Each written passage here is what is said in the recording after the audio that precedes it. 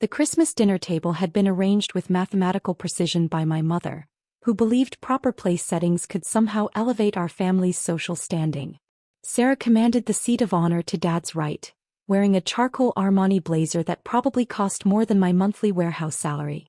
Her startup, TechFlow Solutions, had completed what she constantly referred to as their Series B funding round, venture capital terminology she wielded like a weapon in every family conversation for the past 6 months.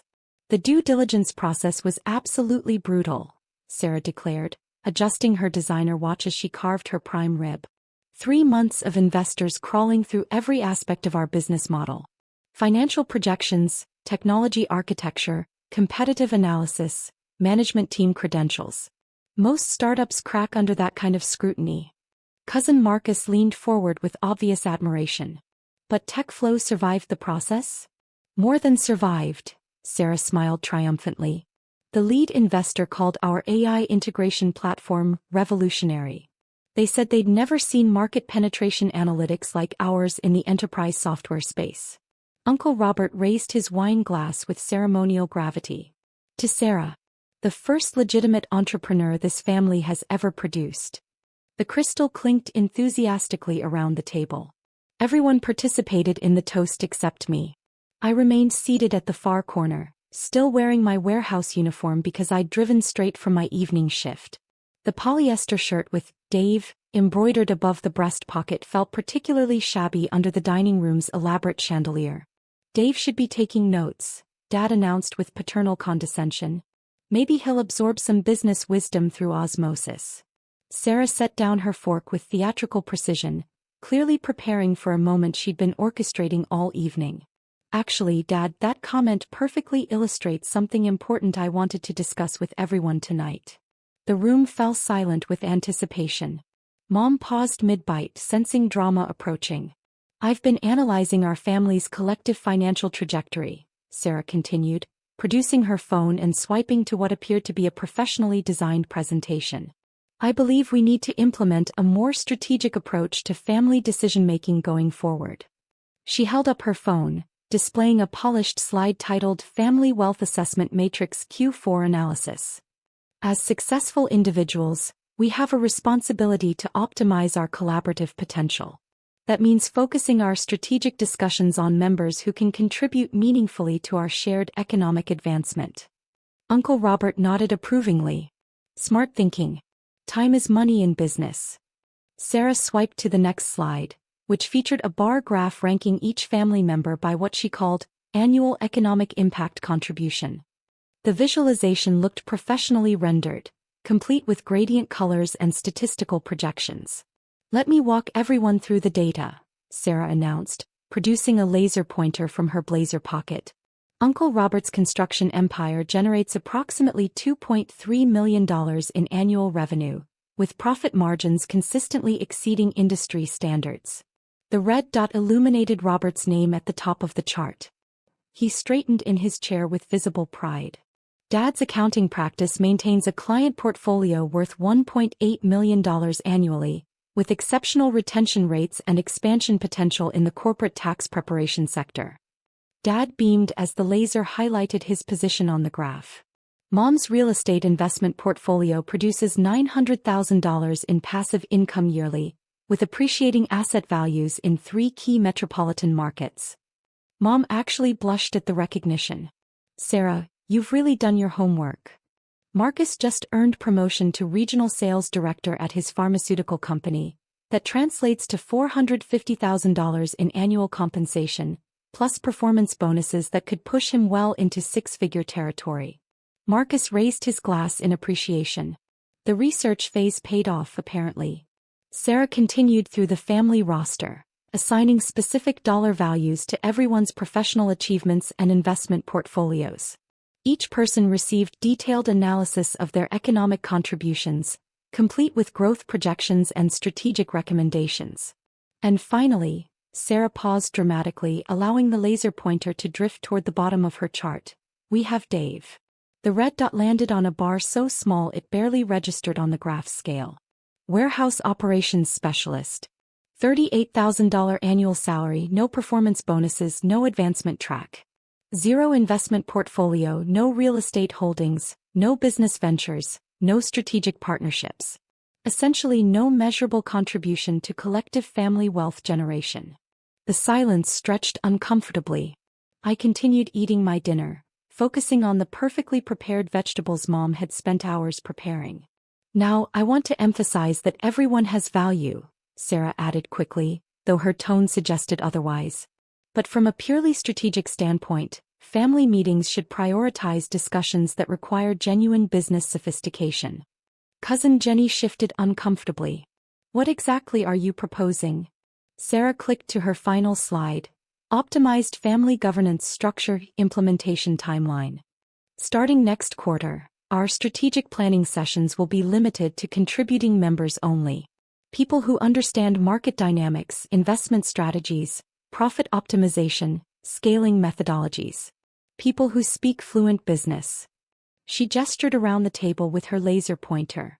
Everyone here except Dave operates in high-level professional environments. You understand equity structures, valuation models, competitive positioning, stakeholder management. Uncle Robert nodded thoughtfully. It makes sense. Strategic discussions require strategic minds. Exactly, Sarah continued. Dave works an hourly position in a warehouse. He punches a time clock, follows assembly procedures, takes lunch breaks when a bell rings. That's fine for what it is, but it doesn't translate to understanding venture capital dynamics or market penetration strategies.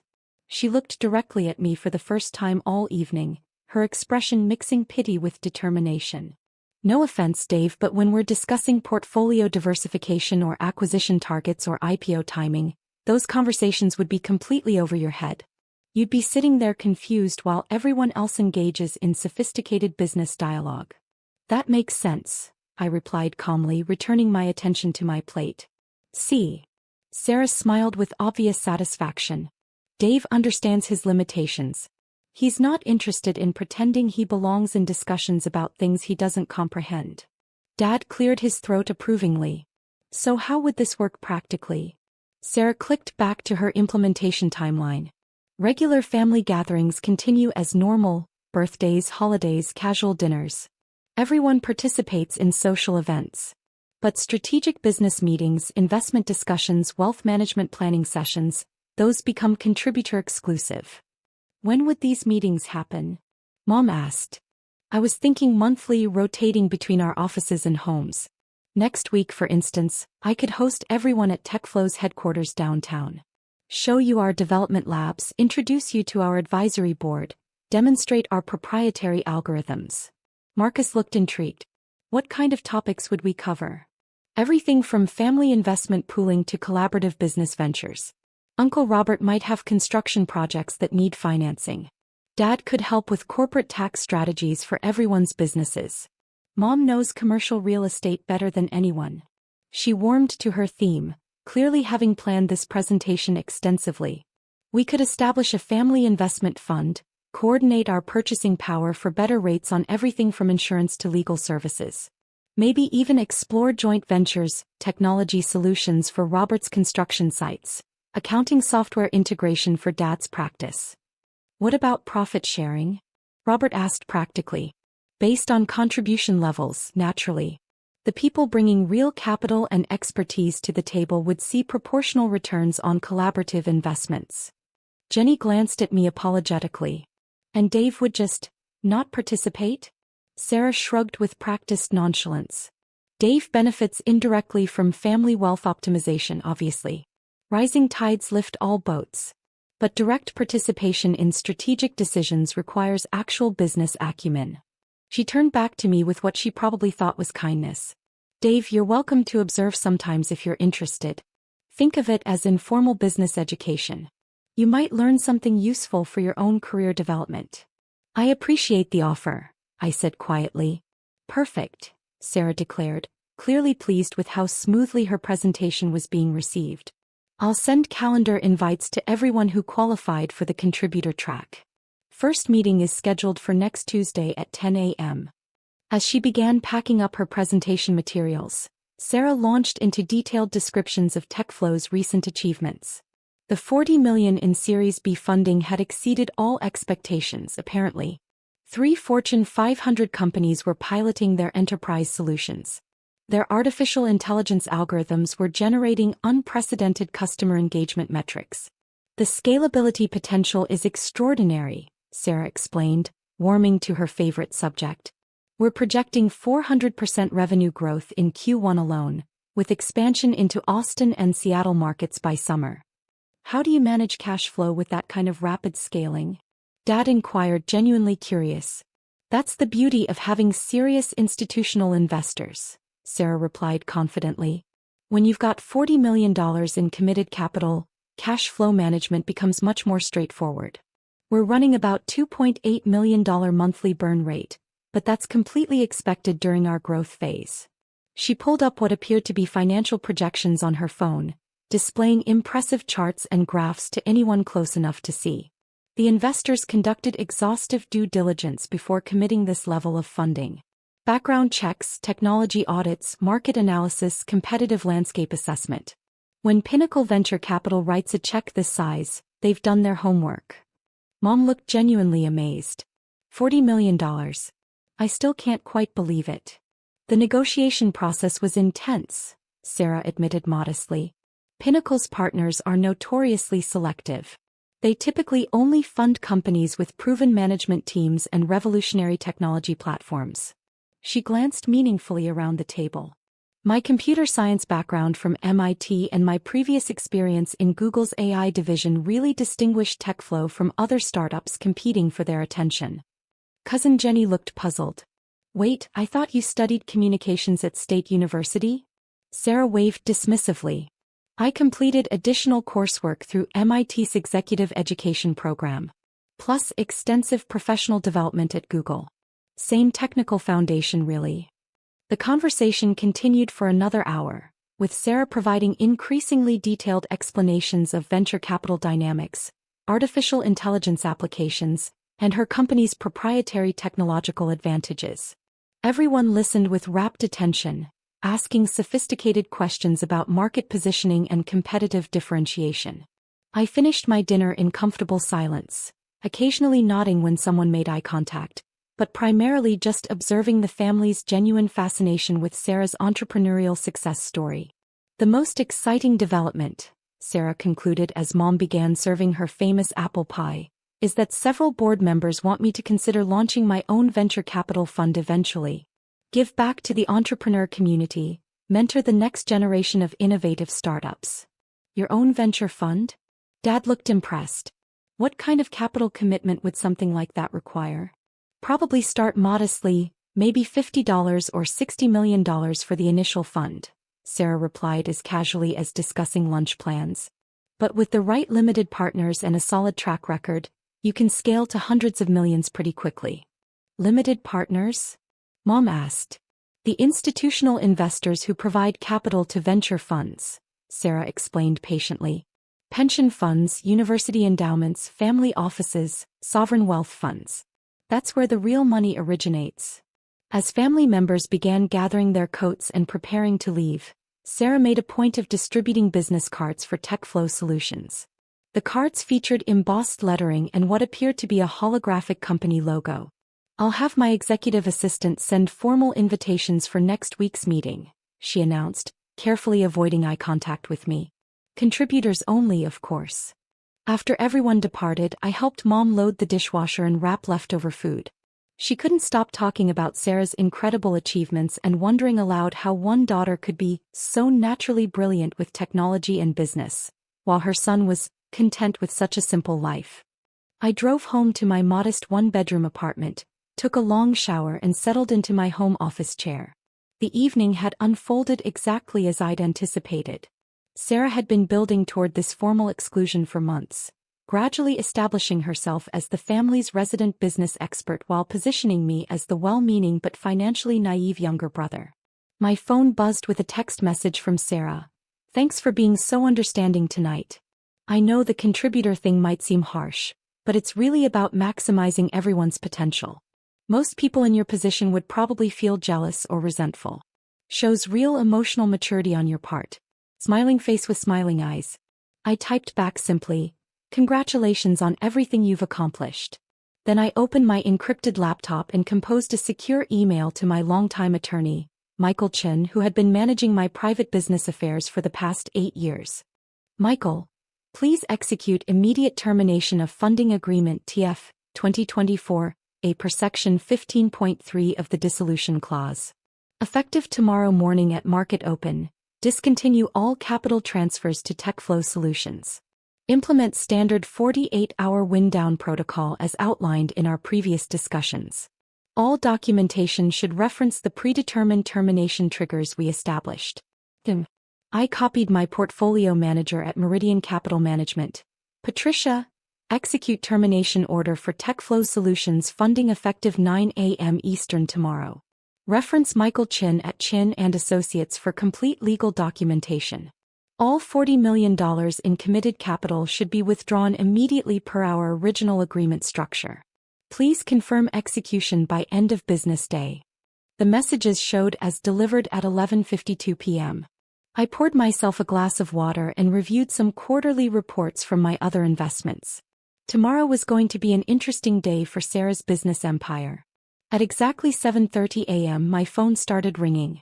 Sarah's name appeared on the caller ID. I let it roll to voicemail. The second call came at 7:47. Then 8:15. By 9:45 a.m., I had 14 missed calls and 23 increasingly frantic text messages. The first voicemail was confused but controlled. "Dave, something really weird is happening with our investors. They're saying there's some kind of problem with our funding agreement. I'm sure it's just a misunderstanding, but could you call me back when you get this?" The second voicemail, recorded 20 minutes later, was noticeably more agitated. "Dave, I really need you to call me back immediately. The lawyers are saying our primary investor triggered some kind of termination clause. This doesn't make any sense. We had ironclad contracts with guaranteed funding for 18 months. By the third voicemail, Sarah was clearly panicking. "Dave, please call me back right now. Something terrible is happening. The bank froze all our corporate accounts. They're saying the investor withdrew authorization for all future transfers. We have payroll processing today and I don't understand what's going on." The text messages showed a clear progression from professional confusion to personal desperation. "Dave, call me, this is urgent business emergency. Something's seriously wrong with our funding situation. The lawyers won't explain what's happening with the contracts. Dave, please call me back, I'm really scared. I think someone's deliberately trying to destroy TechFlow. The entire staff is asking questions I can't answer. Dave, I know we haven't been close lately, but I really need family right now. This is the worst day of my entire life." At 10:20 a.m. Mom called. "Dave, honey," Sarah phoned me crying hysterically. "Something devastating happened overnight with her company. The investors pulled out completely with no warning. Do you know anything about business law? Maybe there's some way you could help her figure out what went wrong." "I don't really understand that kind of sophisticated financial stuff," I replied honestly. "She worked so incredibly hard building that company. I can't comprehend how investors can just change their minds like that without any explanation." At 11:35 a.m. Sarah called again. This time I answered. "Dave," she sobbed into the phone, her voice raw from crying. "Oh, thank God you picked up. Something absolutely horrible happened. Someone completely destroyed my company overnight." "What do you mean destroyed?" I asked calmly. "The investor, the one who gave us the $40 million, they terminated our entire agreement. Just like that. No explanation, no warning, no negotiation. The lawyers are saying there was some clause buried in our contracts that allowed them to withdraw all funding with only 48 hours notice." "That seems like an unusual contract structure," I observed. "That's exactly what I said. It doesn't make any business sense. We went through months of due diligence, we had comprehensive legal protections, we had guaranteed funding commitments. How can someone just decide to take back $40 million? I could hear her hyperventilating between sentences. Sarah tried to breathe slowly. "What exactly did the lawyers explain about this termination clause?" "They said our primary investor, some entity called Meridian Holdings, exercised a unilateral termination provision. But Dave, I don't even remember signing anything with Meridian Holdings. Our investor was supposed to be Pinnacle Venture Capital. Maybe Pinnacle works through subsidiary companies?" I suggested. That's what I thought initially, but when I called Pinnacle directly, they told me they've never heard of TechFlow Solutions. They have zero records of any investment discussions, no documentation, no contact history. Nothing. Sarah paused and I could hear papers rustling in the background. Dave, I'm starting to think someone was impersonating legitimate investors this entire time. I think someone created fake companies and fake contracts and gave us fake money, then took it all back just to watch us collapse. Why would anyone go through such elaborate deception? I have no idea, she wailed. Maybe industrial espionage? Maybe a competitor wanted to steal our technology? Maybe someone with a personal vendetta against me? The lawyers are saying it might constitute fraud, but they can't trace the ownership structure of Meridian Holdings. At 1:45 p.m. Uncle Robert called. Dave, your sister called me about some kind of business disaster. Apparently her investors pulled out overnight. She's asking if I know any lawyers who specialize in investment fraud. Do you have any idea what might have happened? Not really, I said. Sarah knows much more about business than I do. This whole situation sounds extremely suspicious. Legitimate venture capital firms don't just evaporate $40 million without proper legal procedures. At 2:30 p.m., my attorney Michael called to confirm completion of the termination process. Everything executed exactly as planned, he reported professionally. TechFlow's corporate accounts have been frozen, all funding agreements officially terminated, all future capital commitments voided. Ms. Sarah Martinez received proper legal notification through established channels. Any complications with the dissolution? None whatsoever. The contracts you instructed me to draft 18 months ago were completely airtight. She signed every document, including the 48-hour termination clause requiring no cause or justification. Everything was perfectly legal and precisely documented. What about the Meridian Holdings entity? Dissolved according to plan. All corporate documentation sealed for 7 years per Nevada privacy statutes. No traceable connections to any of your other business entities or personal assets. That evening around 6 p.m. Sarah called one final time. Dave, I need to ask you something personal and please don't take this the wrong way. Okay. Last night at dinner when everyone was laughing about the business meeting exclusion thing, you seemed, I don't know, unusually calm. Most people would have been angry or hurt or embarrassed. I wasn't angry, I said truthfully. But weren't you at least hurt? When I basically announced that you weren't smart enough to participate in family business discussions anymore. I considered this carefully. Sarah, you made a decision based on what you genuinely believed was best for everyone involved. I can respect that reasoning. She was quiet for a long moment, and I could hear her breathing slowly on the other end of the line. Dave, do you think this could be karma? Like the universe somehow punishing me for being cruel to you?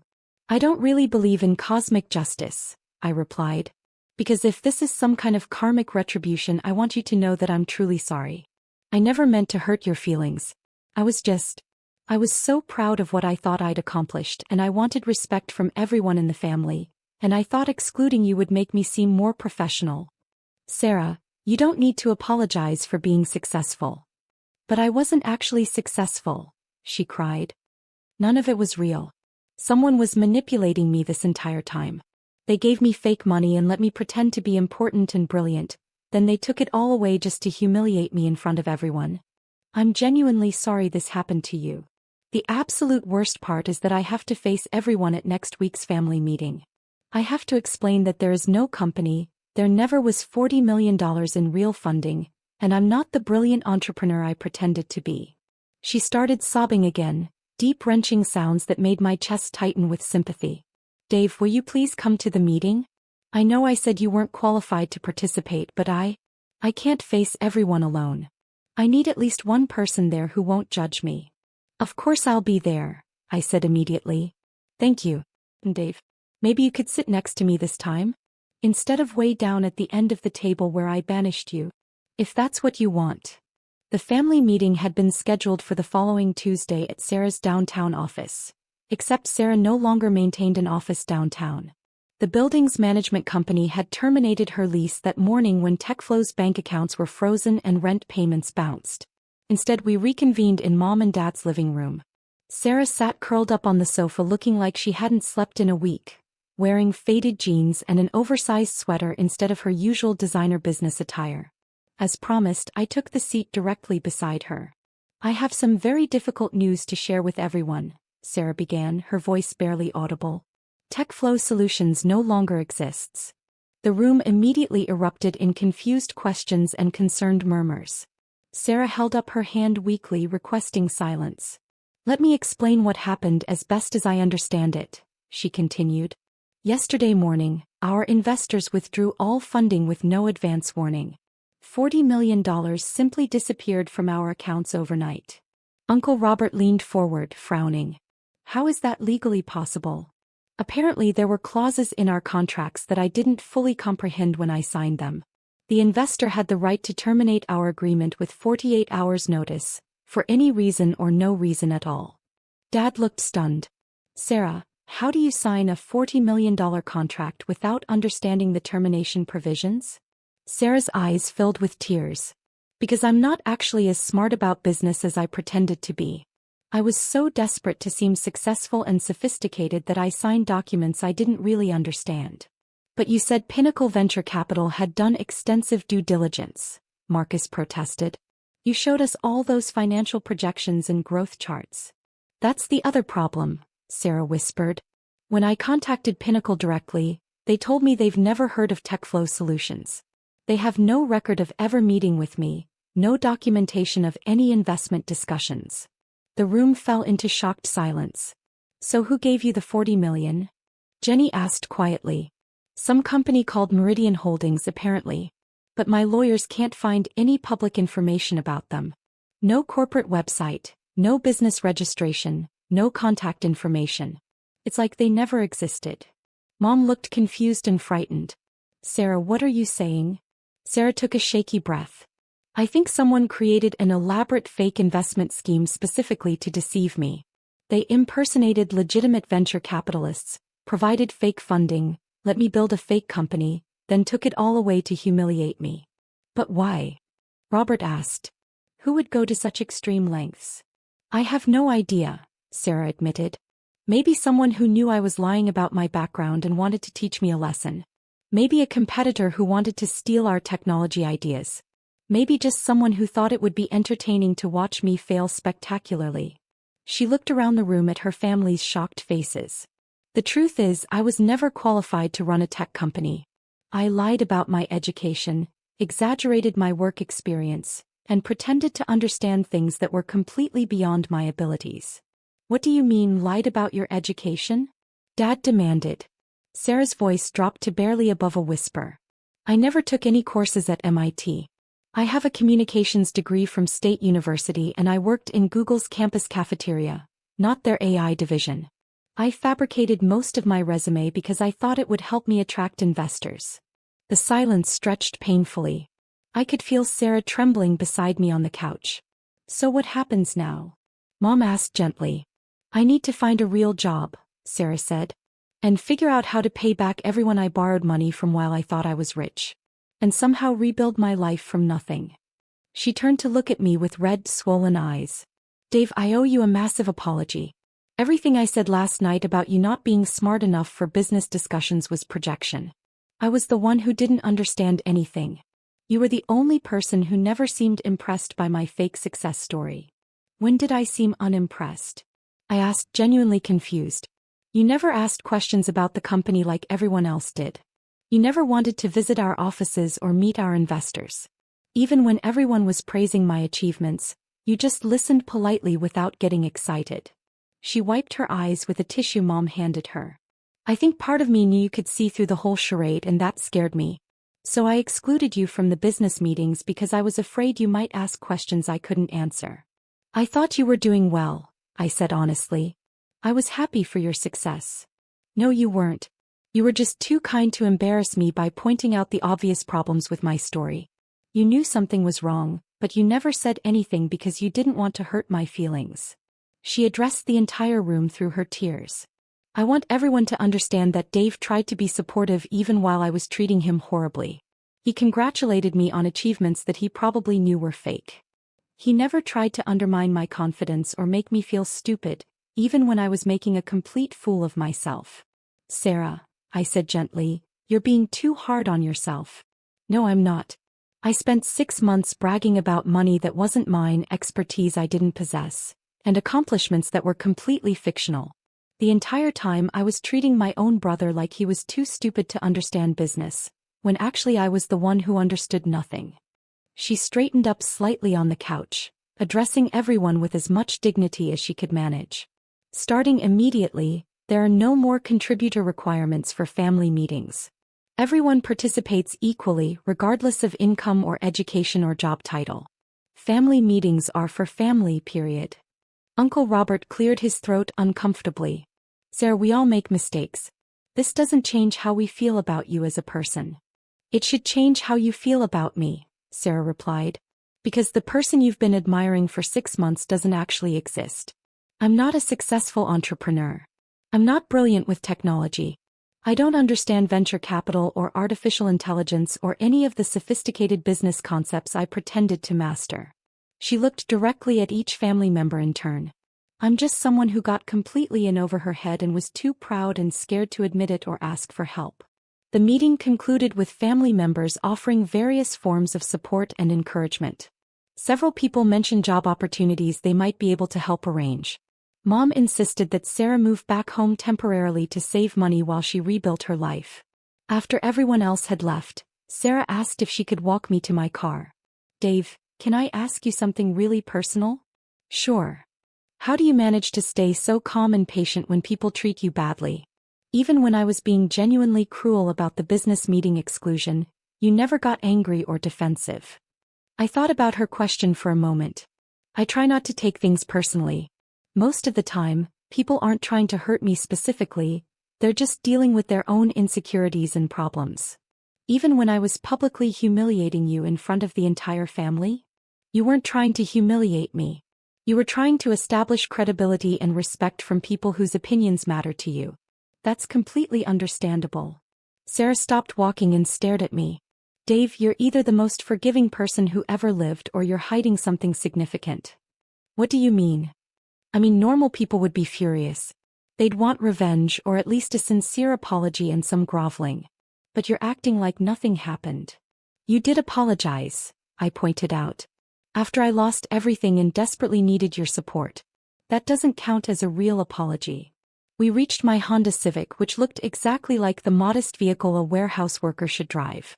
Sarah, the last thing you need right now is to worry about whether you hurt my feelings 6 months ago. Focus your energy on rebuilding your life and career. She hugged me suddenly, fiercely, desperately. I love you, Dave. I'm so sorry I forgot that for a while. I love you too. As I drove home through the quiet suburban streets, I reflected on the evening's events. Sarah would recover from this setback, probably emerging stronger and more authentic than before. The family would process the drama and move forward. And I would continue my routine of working at the warehouse, attending family gatherings, and managing my private investment portfolio through carefully constructed legal entities that no one would ever connect to Dave Martinez, the quiet brother who punches a time clock and keeps his opinions to himself. My phone buzzed with a text from Patricia at Meridian Capital Management. Tech flow termination executed successfully. $40 million returned to your primary investment fund.